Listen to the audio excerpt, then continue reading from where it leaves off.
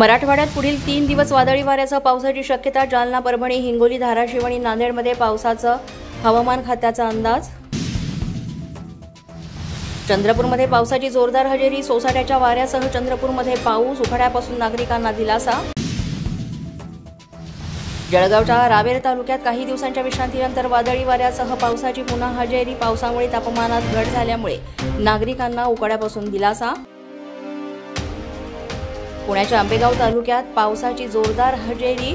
पावसामुळे सर्वत्र पाणीच पाणी. नाशिकच्या नांदगावमध्ये मान्सूनच्या आगमनाने शेतकरी सुखावला. शेती आणि मशागतीच्या कामांबरोबरच पेरण्यांची लगबग सुरू.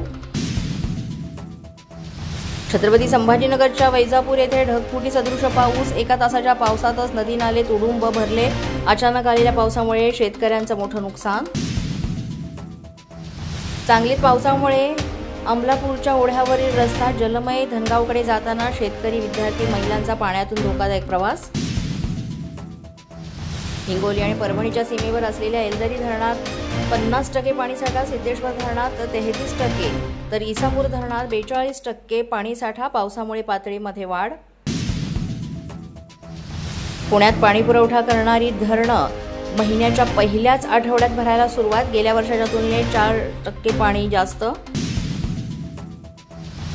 पावसातच नदी नाले तुडुंब भरले. अचानक आलेल्या पावसामुळे शेतकऱ्यांचं मोठं नुकसान. अशाच नवनवीन आणि ताज्या घडामोडी पाहण्यासाठी पोलीस माझा न्यूजच्या चॅनलला सबस्क्राईब करा. आमचं फेसबुक, ट्विटर आणि इंस्टाग्राम पेज आहे ते सुद्धा फॉलो करा. तसंच अधिक माहितीसाठी पोलीस माझा न्यूजची वेबसाईट आहे www.polismazha.com. या वेबसाईटला अवश्य भेट द्या.